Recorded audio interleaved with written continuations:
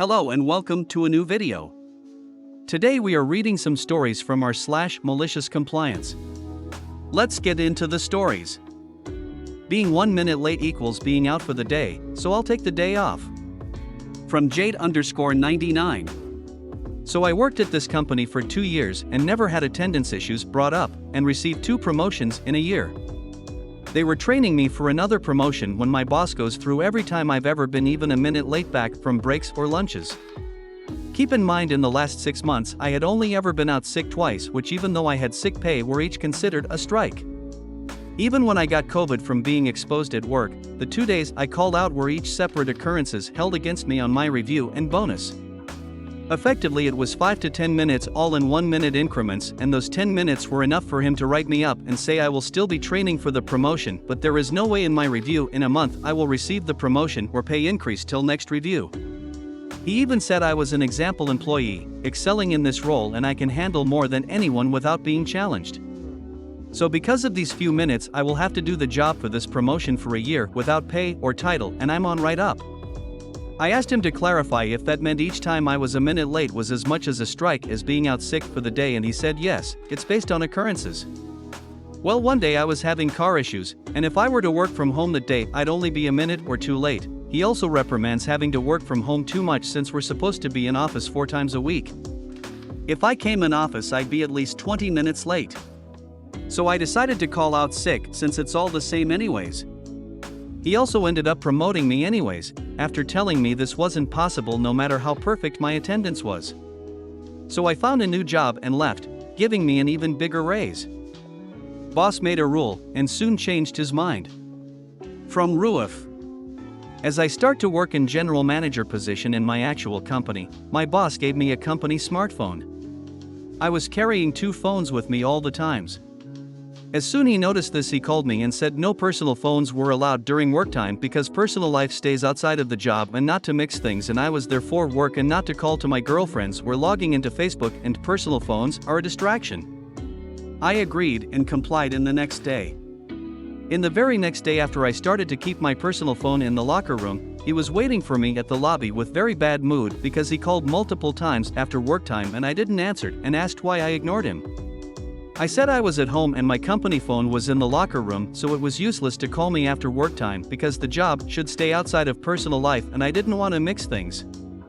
It's been 7 years as a general manager and I have only 1 phone now with both SIM cards because it's boring to fill both pockets with smartphones. Not spicy enough, how about now? From Lanky Awareness 7450. This posting is about a coworker from a long time ago. In this case, he was maliciously complied against. My coworker P loves insanely spicy food. For example, he would go to a local Thai restaurant, order the hottest noodles they have, and then add a bunch of hot oil, vinegar, hot peppers, hot sauce, and hot pepper flakes. A new Thai restaurant opened up near his house and he went there for dinner. He ordered a 10-star drunken noodles. When the dish came out, he didn't find it spicy enough and they didn't have an assortment of spicy condiments, so he sent it back to the kitchen and asked them to make it spicier. The dish came out and when he tasted the noodles again, it wasn't spicy enough, so he sent it back to the kitchen asking to make it spicier. The second time it came out, it was so spicy that he couldn't eat it. However, after sending it back twice, he didn't think he could complain that it was too spicy, so he powered through it.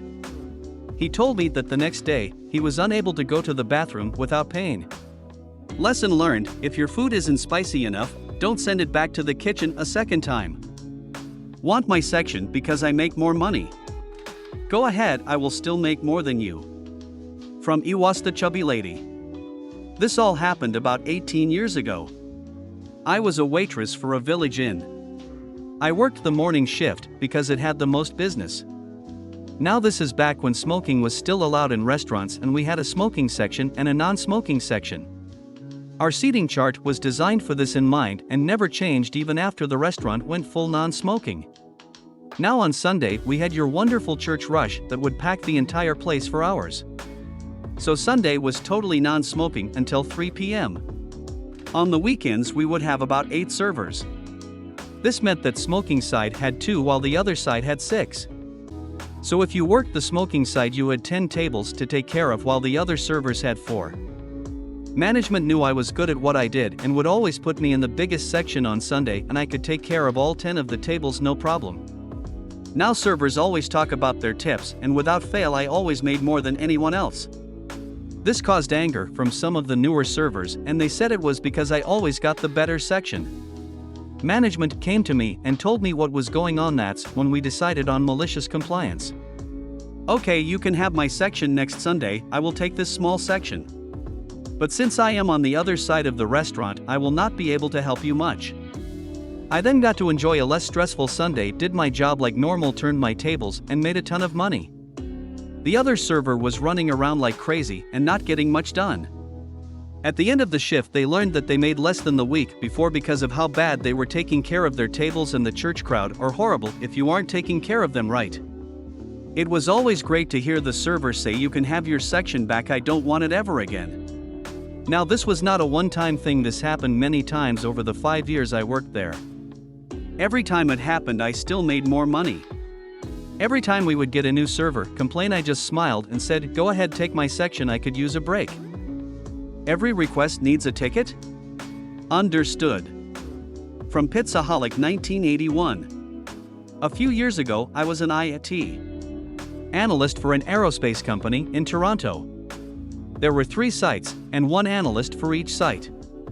I was barely able to keep up with the workload for my site, but managed. One day I found out that 1 analyst had given a month notice and had already quit. The company did not replace him. I had to drive daily between cities to manage both sites. Shortly after, my boss was let go. And I was given a new boss who lived in another country. The work piled up, and several employees at a time would have non-working computers because there was nobody to help them. I had to stop supporting projects that I was involved in with other managers, like getting 20 computers for the factory floor. This was definitely going to blow up, and I needed to cover myself. I had a talk with the GM and explained that I'd get walk-ups, phone calls, texts and emails because most of the employees refused to use the ticket system. I'd even have employees coming up when I was on a call and try talking in my ear. The GM decided that all requests must come in the form of a ticket. I adopted a no ticket equals no work policy and enforced it on all employees and managers. I also stopped answering texts and calls. I'd answer all email requests with "please open a ticket." Most managers refused, so I would just thank them for their time while they fumed off to file a complaint against me. A week went by with no copier on the main floor because everyone refused to open a ticket to request more ink. Everyone had to walk downstairs to make their copies. A week went by with several lathes in the factory not working because everyone refused to open a ticket. Several computer illiterate/lazy employees would now have to ask their co-workers for help because they refused to open a ticket, and now they're behind on their work. Sometimes a new employee would spend 2 or 3 days in the office with no laptop and no user account because the requests never came in the form of a ticket. Employees would go on business trips without laptops because they refused to open a ticket. This went on for several months, and I was able to partially manage both sites, but it was exhausting arguing with everyone every day. I'd get threatened by management all the time, but nothing would ever come of it. I found out one day that the company wasn't planning on replacing the employee who quit, so I had enough. I spent a few weeks declining requests as usual, but when they came from a manager I'd add, "and if you don't like it, then fire me." Request denied. Eventually, I decided my mental health was more valuable than the company, and when the last analyst went on vacation, I simply left my phone and laptop on my desk and stopped coming in for my shifts, 0 notice given. A week later, I get a call from HR. They found my wife's hashtag as an emergency contact and said I let them down and there was nobody to help. I replied with "good, now you know how it feels," and left it at that. 6 months later, the only analyst left tells me the company replaced my position with 2, but they're still in rough shape. All they had to do was replace an employee. TLDR: aerospace company doesn't replace IT staff when they quit, workload doubles, I get permission to decline requests that don't come in the form of a help desk ticket. Everyone refuses tickets, I refuse work, no work gets done.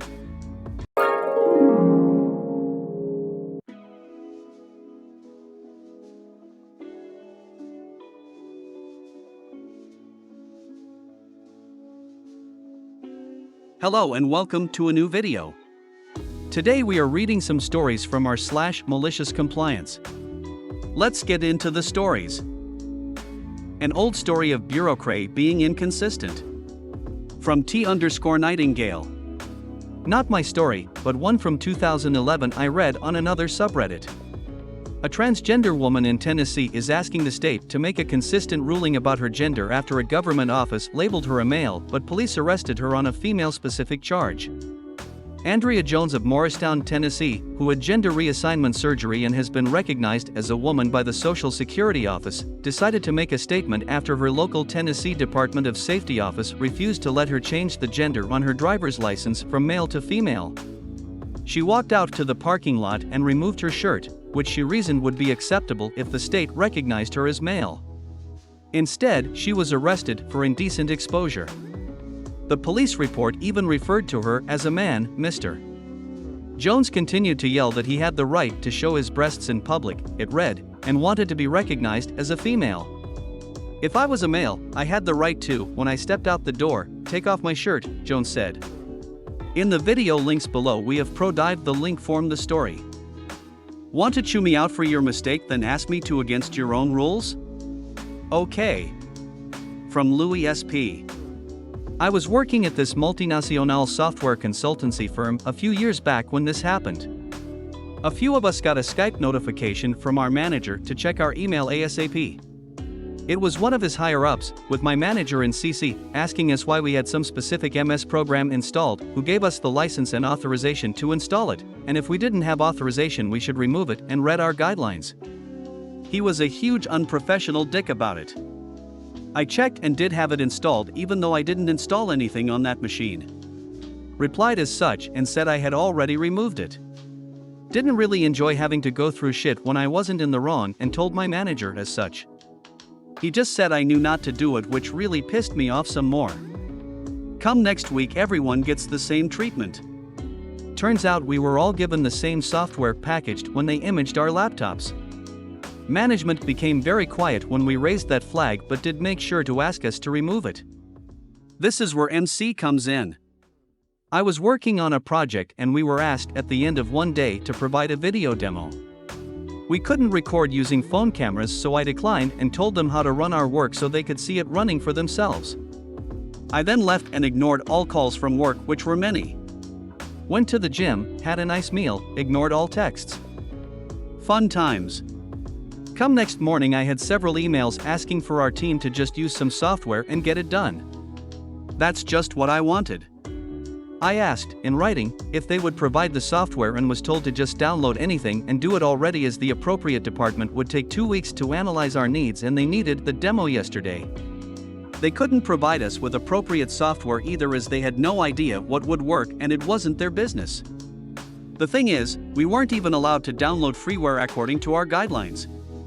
So I quoted page and section, reminded them I had a previous written warning and order, as well as my entire office, and would refuse on that basis.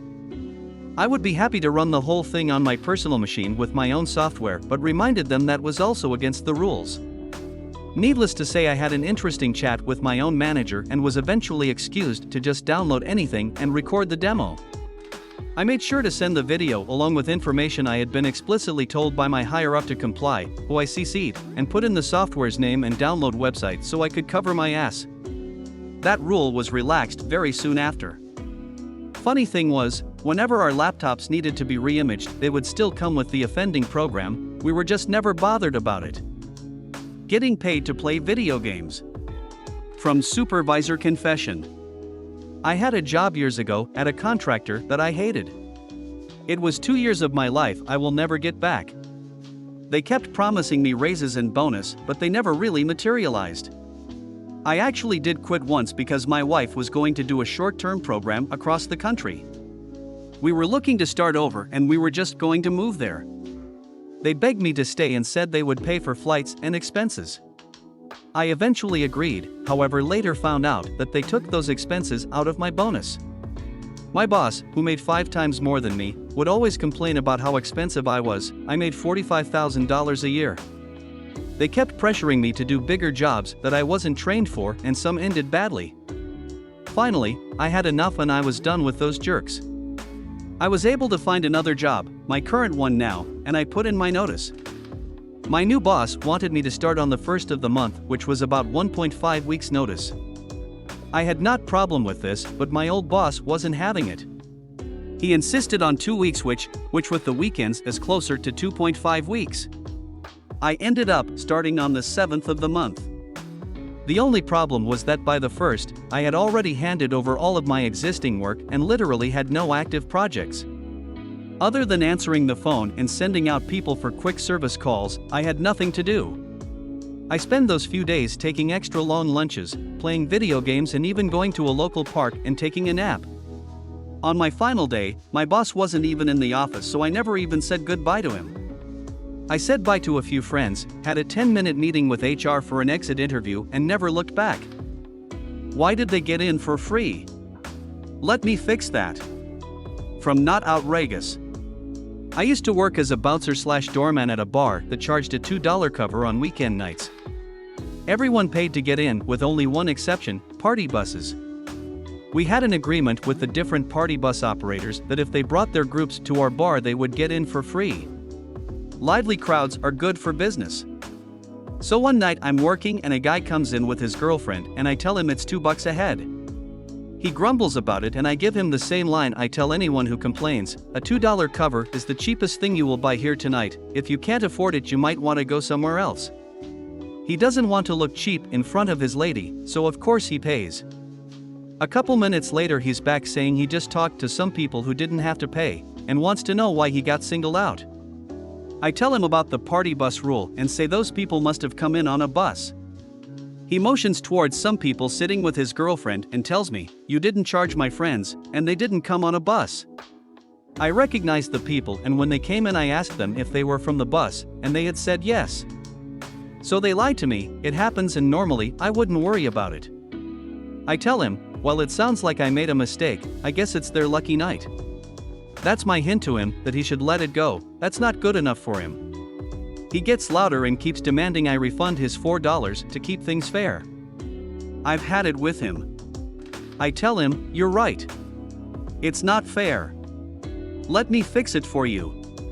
He smirks because he thinks he's getting a refund, but he doesn't realize all I'm giving is some sweet MC. His smirk disappeared when I stepped away from the cash drawer and walked over to where his friends were sitting. In my most polite voice I said, "Hey, sorry to bother you guys, but there's a $2 cover tonight and your friend here told me you didn't pay. I must have misheard you when I asked if you were with the party bus, but I need to collect the cover from you now." The looks of betrayal they gave him were priceless. I collected their covers, smiled and loudly thanked him for being so honest. Then I walked back to my post and watched them proceed to rip him a new one. Happens more than it should. From Stugot73. Short and sweet, this happens enough to make this a general MC and not specific to just one occurrence. Insurance industry manager in an office open to the public. Some customers don't realize we've heard it all before and see it all the time, so when they come in with a very minor issue, usually of their own doing, they like to say their lawyer will handle it if they don't like the first explanation. Hint: lawyers don't take cases when your policy lapsed because you didn't pay the bill, you didn't get the mail, you think your claim is taking too long, etc. Point is, as soon as the lawyer gets mentioned, it's an immediate game over. Ah, okay, I'm glad you mentioned that. Have your lawyer contact us directly with their letter of representation and we'll resolve this with them. Since you've retained counsel, you don't have to try to handle this yourself any longer. We can get this resolved for you once we get that letter, but I can only discuss your issue with them now. Was there anything else I can help with today, besides this of course? Now is the moment when they can't take it back and look like a total ass, and they obviously have no lawyer, so that's never gonna happen, and every one of them makes the same "oh shit, what do I say now" face. So I hustle them on out. Not one has ever admitted there's no lawyer, so off they go. Problem unresolved, and some notes in there about how you like to pull the lawyer card when you don't pay your bill. Hasn't happened yet this week, but we still have 3 days to go. I have faith. And to be clear, if your problem is legit, of course we'll do our professional best to help, and if you act like a decent human, we'll go out of our way to look for other ways to help you out, potential discounts, policy recommendations, whatever. Don't pull the lawyer card, it kills whatever your issue is.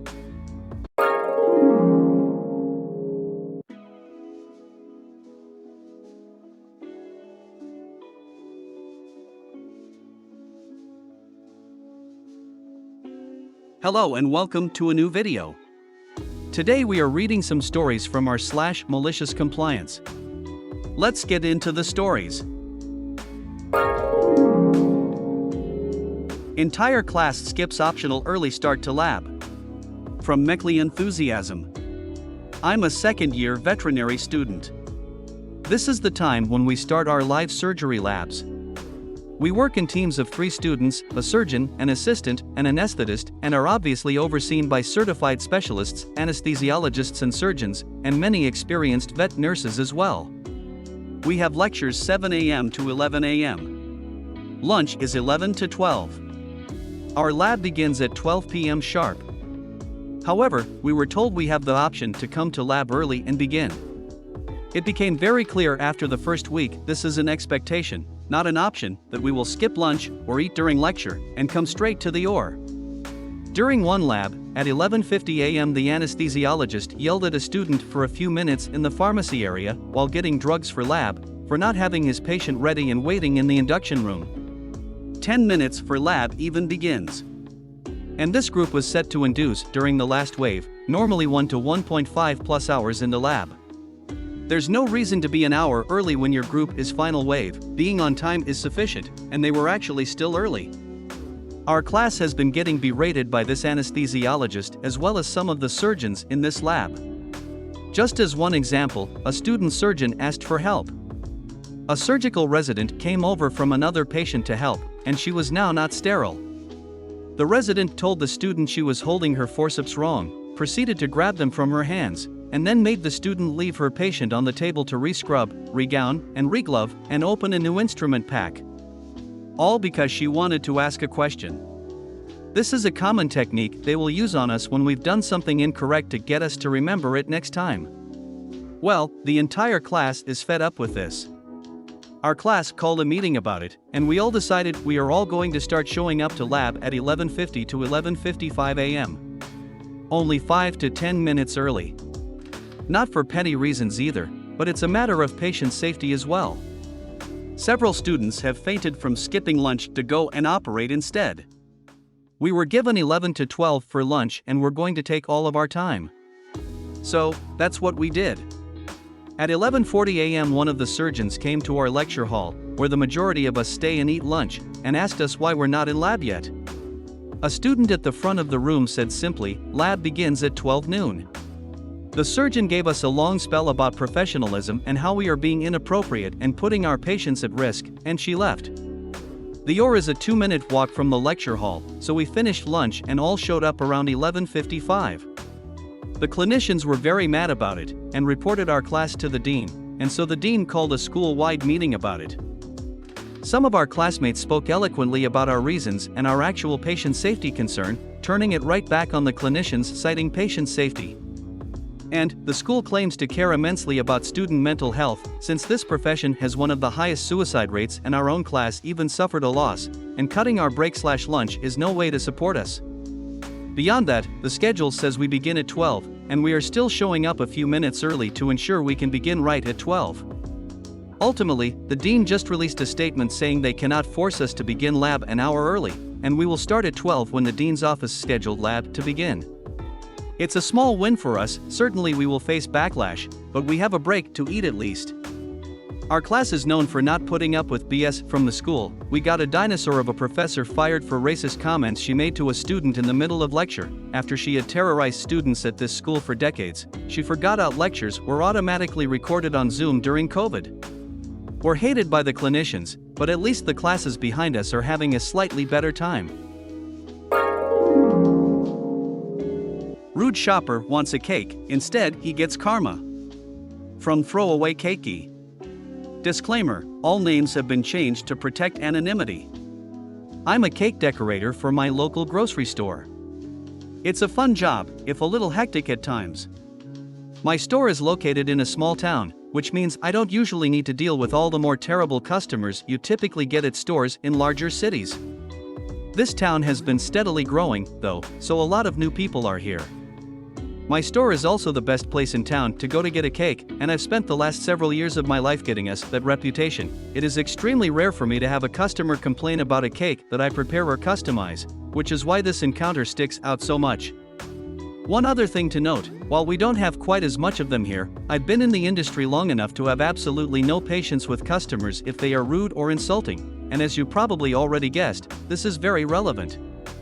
Anyways, today I'm at my station preparing some cakes to stock in our case when this guy comes up to have me personalize a cake, where we put custom writing on that they ask for. We'll call him Dave. Once he's chosen the cake he wants, Dave hands it over to me to add the writing, which I promptly do. My typical style is a form of stylized cursive that looks very nice atop a cake. I never get complaints about it. I leave the cake on the counter for him to pick up once I'm done and return to what I was doing before as he picks up his cake. Just another sale, I say to myself. Until I see him walking back to the counter. I ask him if there's an issue. Dave's response, "No one can read what it says and it looks bad, it doesn't," and he wants me to rewrite the message. I say okay, I'll need to scrape the top of the cake and that will damage the top. I was about to tell him I would need a couple minutes to fix it up, but as he would have you know, Dave doesn't have time for any shenanigans from anyone, and he cuts me off. Now Dave says he doesn't want the cake and he'll pick another one and have that one written on. I roll my eyes internally and ask him which one he wants. He hands me the second cake, which I was planning to write on in a very legible print font, like you see here. But before I can get to work on the cake, he says, and I quote, "And get me someone who can spell. As you wish, master." My patience with Dave completely gone by this point, I tell him to go the front and ask for our assistant store leader, Antoinette, and she can help him. A bit later I see our front-end manager, Donna, who helps us out on occasion when we get behind, coming over to help Dave. Now, Donna is not a decorator, nor is Antoinette, and I never intended to get Donna involved, but that was out of my hands as my other helper was out on break at the time and I was not pulling him back because of one customer being dumb. I apologized later, I had no intention of embarrassing her. She can write on cakes, but she's much slower than me and all I was trying to do at this point was waste a bit of his time because he was rude to me. He explains what he wants, and I explain why she is doing it and not myself. Since he was so insistent on not wanting my help anymore, I'm not helping him anymore. Donna writes the message on the cake and he heads off again. But then, a few minutes later, Donna comes back with the absolute best case of unintentional cathartic irony. One of the words was misspelled. So now Dave is complaining again and wants the cake fixed again. We do our best to remove the misspelled word, but as I explained before, there's going to be a bit of damage to the top. Sure enough, there was a bit of residue left over from the writing, which is completely impossible to get off, not without re-icing the cake. It's doable, as I was trying to explain to him at one point, but, well, we never got that far. Anyways, since we were unable to get that little bit of residue off, of course he doesn't want the cake anymore and goes to complain to Antoinette. Now Antoinette is in my back room asking what the deal is. I now explain to her what's going on. Rolling her own eyes internally, she's a good person, she starts dabbing at the cake with a paper towel trying again to get the residue off. When she, too, realizes that it's not possible, she goes out to tell the customer that we can't get it off and he can either take the blemished cake with the corrected writing or pick another one. Dave is not offered a discount as this whole issue was caused because he didn't like my styling and he never gave me a chance to correct it myself before dismissing me as incompetent. So technically, no one did anything wrong. We were only doing exactly what he asked us to do, after all. Fallout. Dave ended up getting a third cake out of the case, not getting it personalized, and storming off muttering furiously to himself. No one got in trouble, everyone in the room could recognize the guy was being unreasonable. I later fixed the other cakes he had us wreck and returned them to the case. I couldn't make out what he was saying, but I did know this guy had just spent 15 minutes trying to bully us into giving him the perfect cake to his tastes. It was way beyond what we usually deal with, only to walk away with nothing but a face full of karma. And it was completely his own fault. No water, no work. From Mr. Lujum. My former employer was a quite large metal treatment company, and as you can imagine, it's hard, hot, and heavy work. While the manager of this factory, I can only assume, has the world's tiniest penis and feels the need to stamp his authority whenever he gets a chance. His number 2 is the lapdog type who just blindly follows what the big boss says even if it's an awful idea. I have way too many stories of ridiculous things that went on in my time there. Anyway, as was usual at this place, we all get pulled into the break room for a briefing. Basically just where we all get told how rubbish we are and all the wonderful things the company does for us. His best example was like making sure we all get paid, to which my response was, well, if you didn't, we wouldn't be here. So how is that doing such a great thing for us? This particular week we are told for some reason that we have no respect for the facilities and keeping things lean because we have our water bottles put on the various desks throughout the shop floor. We asked for a designated place to put them then, to which we are told it's now a health and safety issue. So we all go back and forth questioning whether we aren't allowed to drink water on shift. Obviously the boss and his lapdog see this is completely not allowed. So they say, oh no, but you have to go to the break room to get a drink if you feel thirsty. Very well, every single one of us on shift will go to the break room to get a drink of water whenever we are feeling dehydrated. I was the supervisor at the time and got the other 2 supervisors on board with me. So told all of the guys that every one of them had to go get a drink at least once every 30 minutes to make sure they weren't dehydrated in this dangerous environment. Totaling about 14 or 15 drink breaks per man. Minimum. Each taking approximately 5 minutes by the time they leave their station and return. Losing over 1 hour of production per man.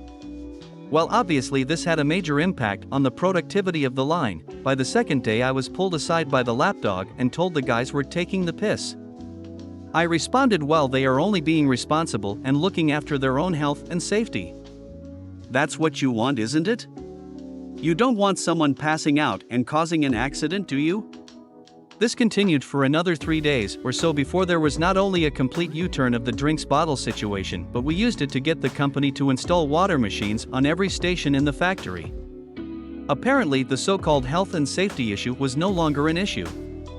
In the end, the big boss's tiny ego cost the company tens of thousands in production and thousands in water machine installations. I cost company $10,000 fine for delaying our outbound flight. From Adventurous_drag 2133. Many years ago, I worked for one of the largest overnight package delivery services. I was efficient at my job and followed all the rules. At the time, we were focused on expanding our international business. Due to individual country customs laws, we had a handbook showing all requirements for a particular country. This made processing international, non-document shipments extremely time-consuming. One particular day, pre-internet and cell phone, I'm working my regular route. My onboard computer, which gives me my work orders for pickup, starts beeping like it's malfunctioning. 2 p.m. I look at the screen, and all my work is getting reassigned. After clearing the message buffer, one stop, 1 mile away and not part of my route, pops up.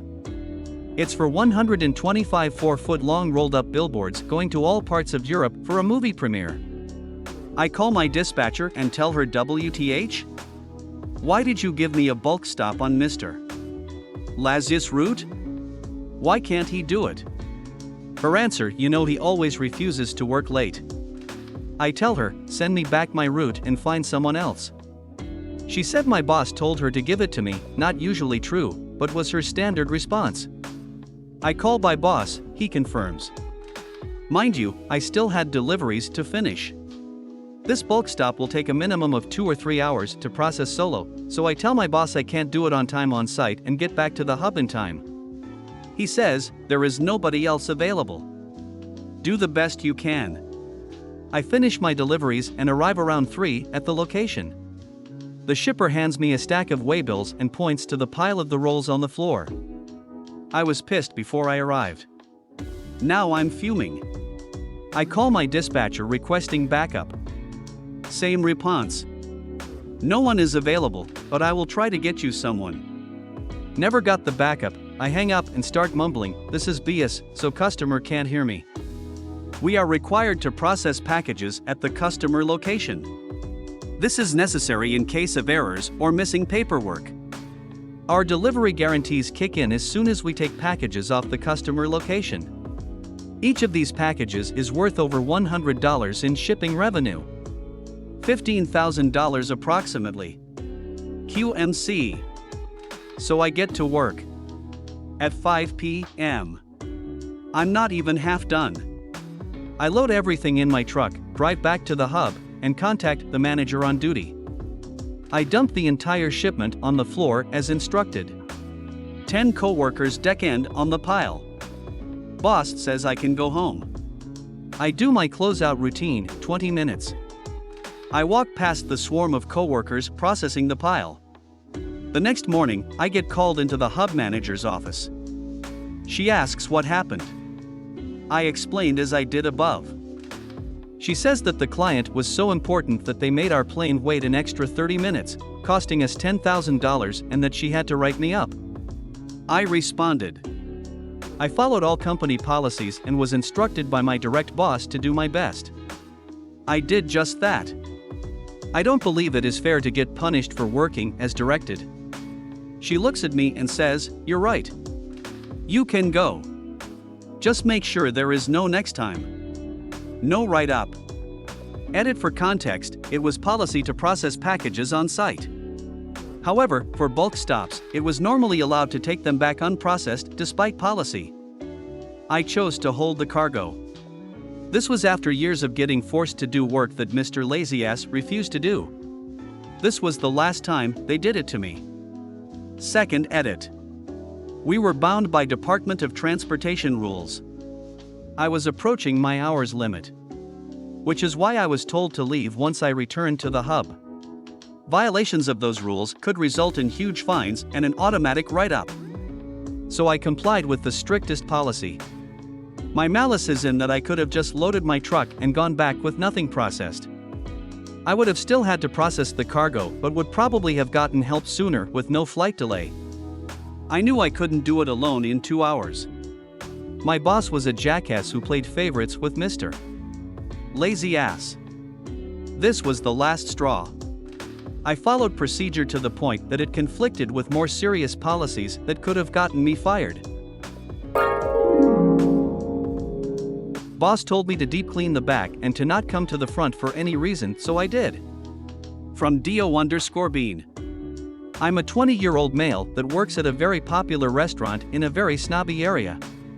My main job is to assist the servers in any way I can so they only have to worry about sweet-talking the customers.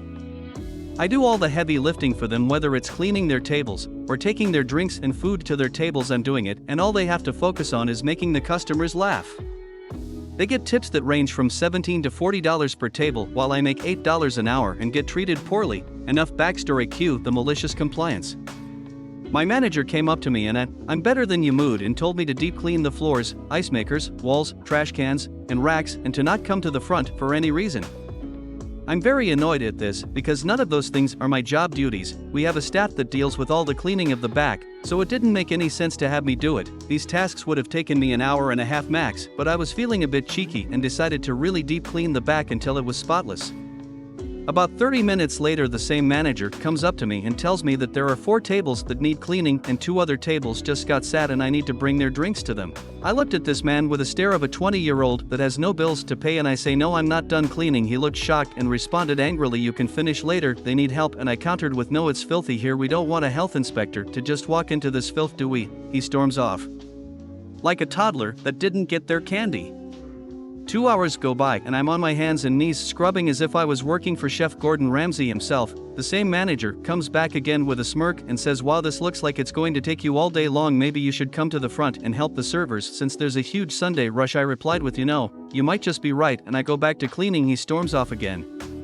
Fast forward to 2 minutes before my shift ends. My knees, legs, and fingers are all aching from cleaning. I shuffle my way to the front where my manager has been waiting for me, and he says, "You finally decided to come help, huh?" And I look at him without saying anything and clocked out, and then I tell him, "Sorry, I'm not clocked in." I walked out to my car while he was blowing my phone up. I didn't care. I had 5 days off back to back, and he can't fire me since I did as he told me to. The moral of the story is, don't think you are better than someone that has nothing to lose. Edit. For all the people that have been commenting that he can fire you, yeah, you are right, he could, but he won't do that because I'm the only one that is working the position, and no one has applied to come work at the place for $8 per hour. There are more details to the story than what I told, so instead of trying to be smart, just ask why do you say that instead of assuming I'm just some entitled kid who thinks they run the world. Thank you for reading. Second edit. Good morning everyone, sorry I can't read most of y'all's posts, but I'd like to say thank you and answer a couple questions on here. I don't have any living, food, or insurance bills. The only things I have to pay for are my flight school and saving up for a car, which I don't consider bills since I'm not being hunted down for those. I am also having a job interview tomorrow at a place that pays $17/HR, and I'll be working 1/3 of what I am at my current restaurant job.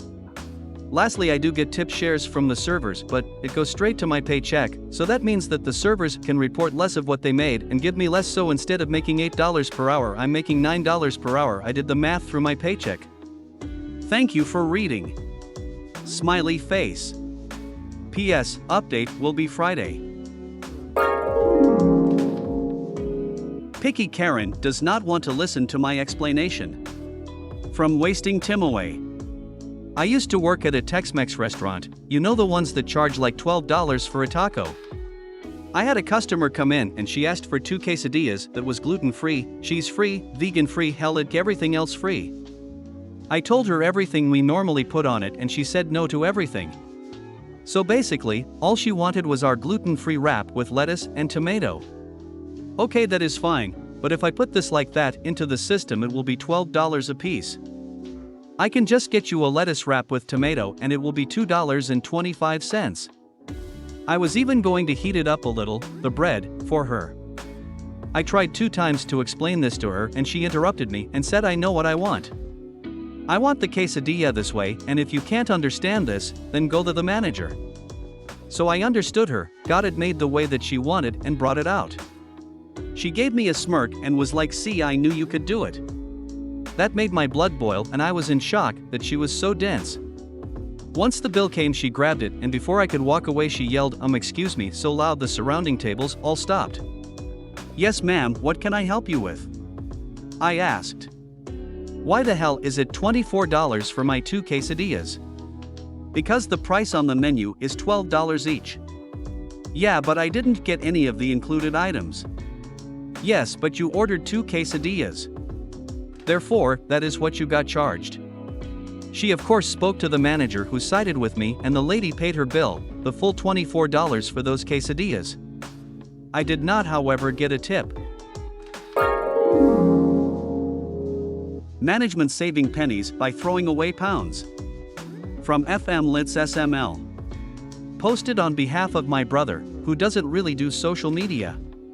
My brother's company has asked their staff to return to the office for a minimum of 3 days a week.